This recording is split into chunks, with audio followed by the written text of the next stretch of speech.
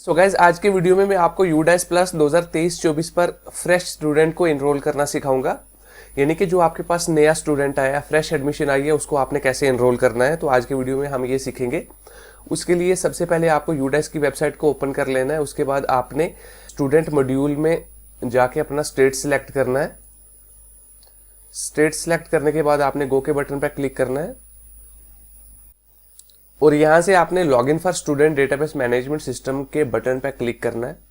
So guys उसके बाद आपके पास लॉगिन वाला पेज ओपन होगा। यहाँ पर आपने क्रेडेंशियल्स डालने हैं, जो भी आपके स्कूल का लॉगिन आईडी पासवर्ड होगा उसके साथ आपने लॉगिन करना है।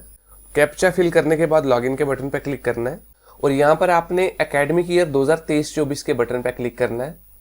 यहाँ पर स्कूल की इंफॉर्मेशन शो होगी, आपका स्कूल कौन सी कैटेगरी का है, किस क्लास तक का आपका स्कूल है, टाइप क्या है स्कूल की, ये सारी चीजें शो होंगी। तो यहाँ पे आपने क्लोज के बटन पर क्लिक करना है।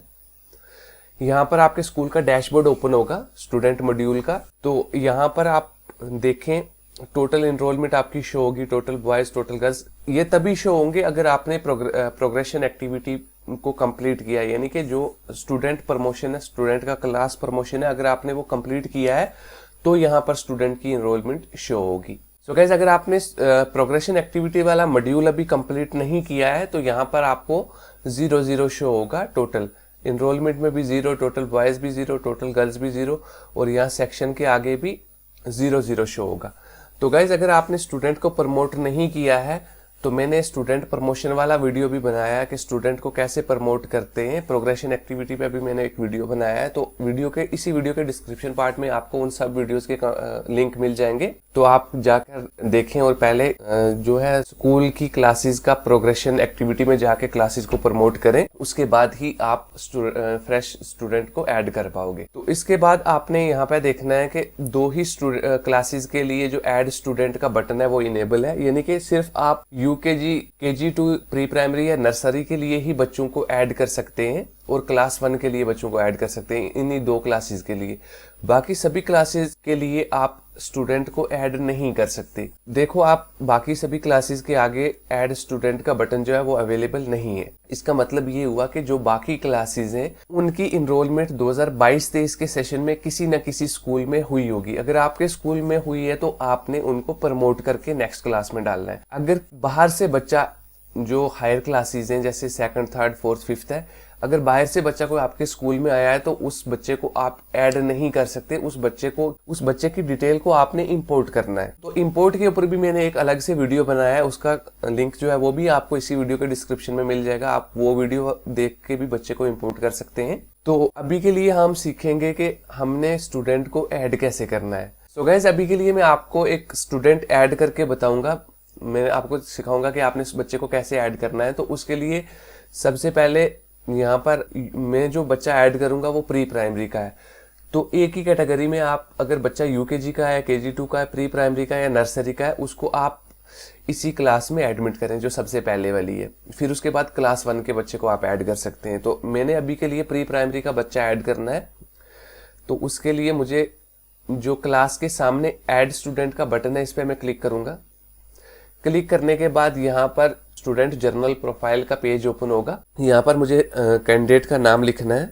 आप यहाँ पे स्पेलिंग वगैरह अच्छे से चेक कर लें जब भी आप एंट्री करें, क्योंकि अगर एक बार आपका स्पेलिंग गलत हो गया फिर आपको करेक्शन करने में बहुत दिक्कत आएगी, करेक्शन नहीं हो पाएगा। इसलिए आप पहले क्या करें, यहाँ से स्पेलिंग वगैरह अच्छे से देख के फिर डिटेल को फिल करें। उसके बाद उसका नाम फिल करने के बाद आपने जेंडर फिल करना है। उसके बाद डेट ऑफ बर्थ जो भी बच्चे का होगा वो रखना है। डेट ऑफ बर्थ फिल करने के बाद आपको स्टूडेंट का स्टेट कोड जो है वो ऑप्शनल है, आप यहाँ पे इसको छोड़ भी सकते हैं। सो गाइस उसके बाद आपने कैंडिडेट का मदर नेम लिखना है। ठीक है, मदर नेम लिखने के बाद आपने फादर नेम लिखना है। उसके बाद आपने गार्डियन नेम अगर है तो लिखना है, नहीं है तो छोड़ना है इसको। उसके बाद बच्चे का आधार नंबर आपने लिखना है। आधार नंबर लिखने के बाद name of student as per in Aadhaar card जो भी है वो आपने यहाँ पे लिखना है। नेम एज पर आधार लिखना है। उसके बाद आपने बच्चे का एड्रेस लिखना है, जो भी एड्रेस होगा बच्चे का। एड्रेस लिखने के बाद आपने पिन कोड लिखना है।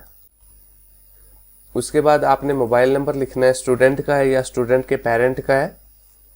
उसके बाद अल्टरनेट मोबाइल नंबर अगर है तो लिखना है, नहीं है तो छोड़ देना है। कांटेक्ट ईमेल आईडी बच्चे की या पेरेंट की अगर है तो लिखनी है, नहीं तो छोड़ देनी है। मदर टंग जो है वो आपने यहाँ से सिलेक्ट करना है।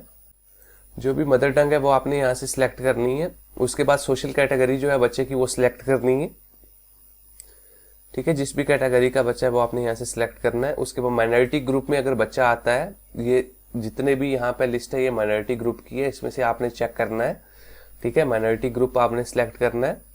अगर बीपीएल का बच्चा है तो यहाँ से सिलेक्ट करना है, अगर नहीं है तो फिर आपने यहाँ से यस और नो करना है। तो ये बच्चा बीपीएल का है तो मैंने यहाँ से बीपीएल सिलेक्ट करना है। तो यहाँ से आपने जो भी कैटेगरी का होगा वो आपने सिलेक्ट करना है। उसके बाद अगर बच्चा CWSN की कैटेगरी में आता है तो आपने यस करना है, अदरवाइज नो करना है।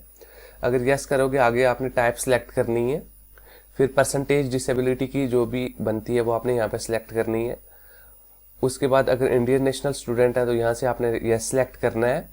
अगर ये बच्चा पिछले साल किसी और स्कूल में था तो आपने यस करना है, अदरवाइज नो करना है। तो ये किसी स्कूल में नहीं था, फ्रेश एडमिशन है तो मैंने यहाँ से नो करना है। तो उसके बाद आपने सेव के बटन पे क्लिक करना है। तो यहाँ पे आप देख सकते हैं एक मैसेज आया है, confirm the following details are correct. Name student बच्चे का आपने चेक करना है, फादर नेम, मदर नेम और DOB, ये चीजें आपने चेक करनी है दोबारा से।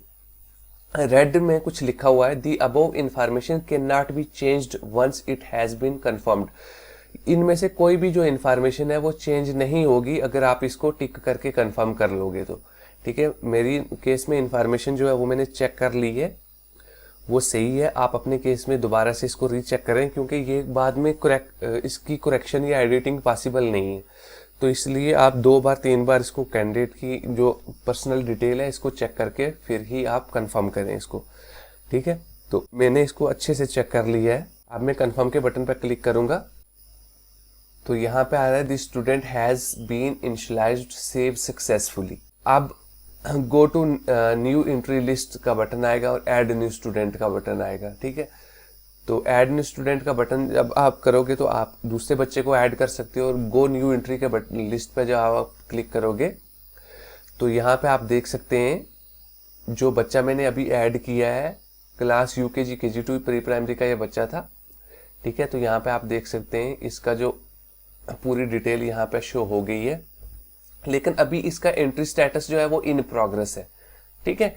तो हमने क्या करना है, देखो आगे जो 3 बटन है, जनरल प्रोफाइल का जो पेज है वो हमने कंप्लीट कर लिया। उसके बाद इनरोलमेंट प्रोफाइल है और फैसिलिटी प्रोफाइल है। ये जो 2 बटन बाकी बच गए हैं ये हमने कंप्लीट करने हैं। जनरल प्रोफाइल का फॉर्म जो है वो ग्रीन में शो हो गया है, इट मीन्स कि ये हमने अभी अभी कंप्लीट किया है। तो इसके बाद हम बच्चे की जो इनरोलमेंट प्रोफाइल है उसको कंप्लीट करेंगे। तो उसके लिए हमें EP का जो बटन है यहाँ पे इस पर क्लिक करना है।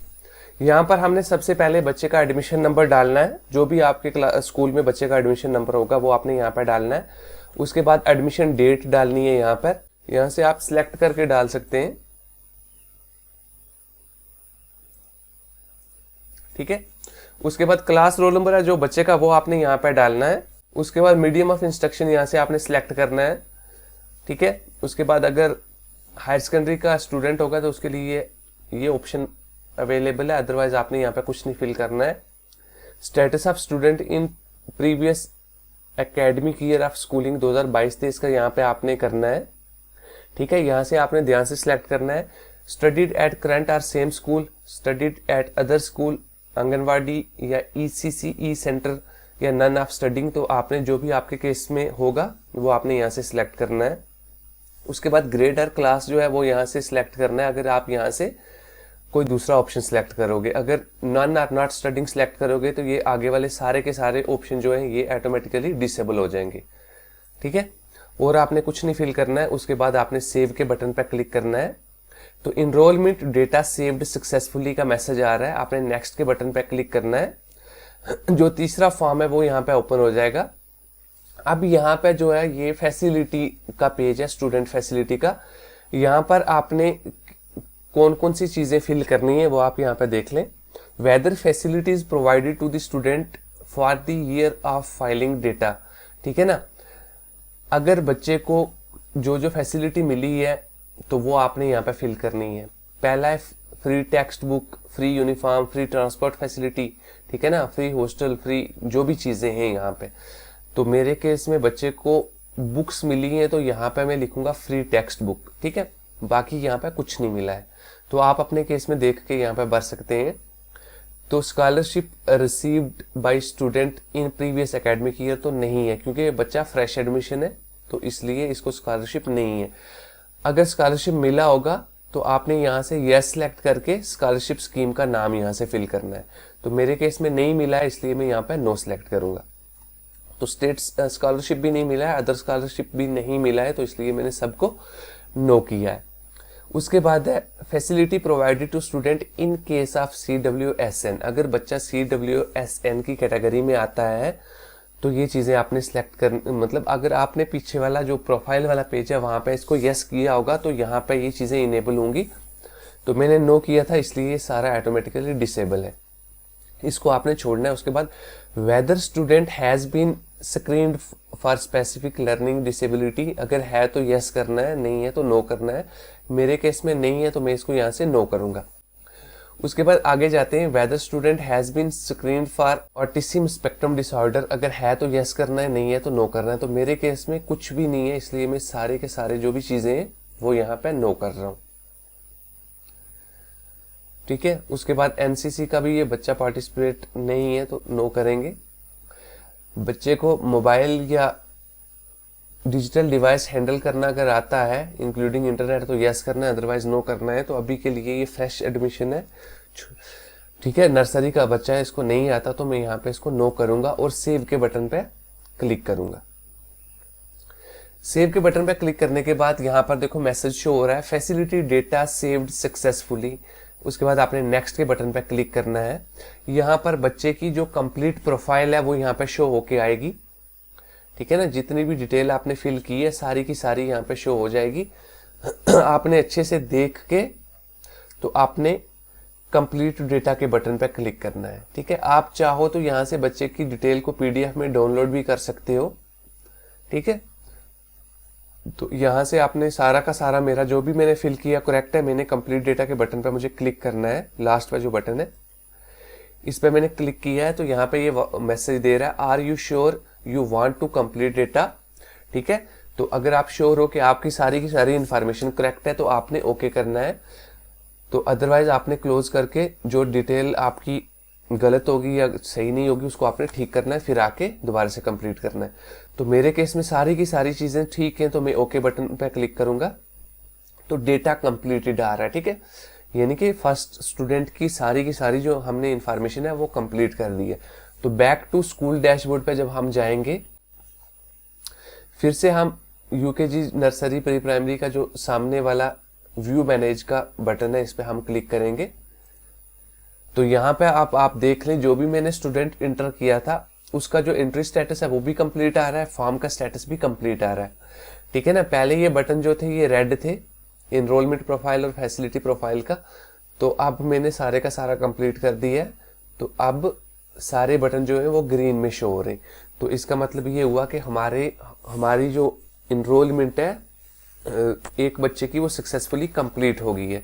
सो गाइस इसी तरीके से आपने दूसरे बच्चे को एनरोल करना है, ठीक है। उसके लिए आपको टॉप पे ऐड स्टूडेंट का बटन मिलेगा, आप यहाँ से इस बटन पे क्लिक करके भी दूसरे स्टूडेंट के लिए फॉर्म ओपन कर सकते हो। अगर यहाँ से आपको नहीं करना है तो आप स्कूल डैशबोर्ड पे क्लिक करो, उसके बाद यहाँ पे ऐड स्टूडेंट का बटन आएगा, यहाँ पे जाके फिर से आप दूसरे बच्चे की डिटेल जो है वो फिल कर सकते हो।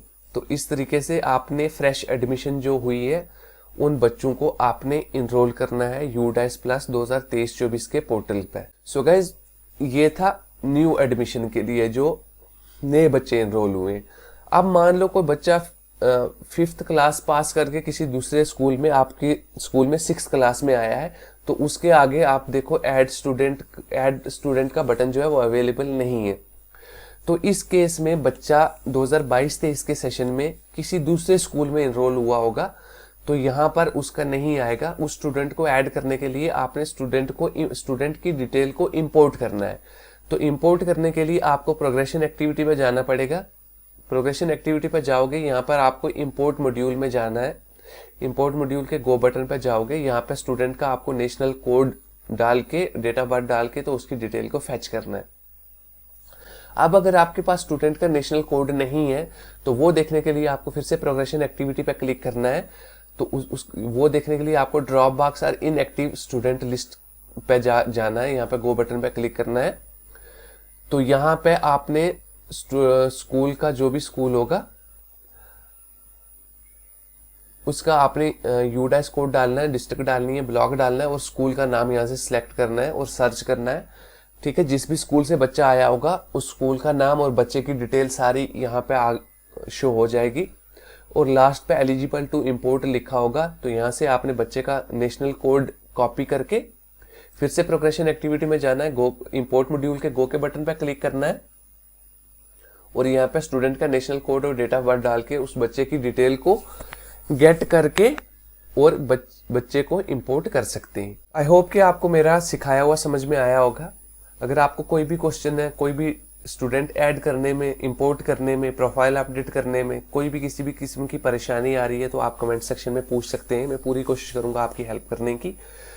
तो गाइज वीडियो को लाइक करें और चैनल को सब्सक्राइब करें ऐसे ही इंफॉर्मेटिव यूजफुल वीडियोस देखने के लिए। तो आज के लिए बस इतना ही। Thanks for watching.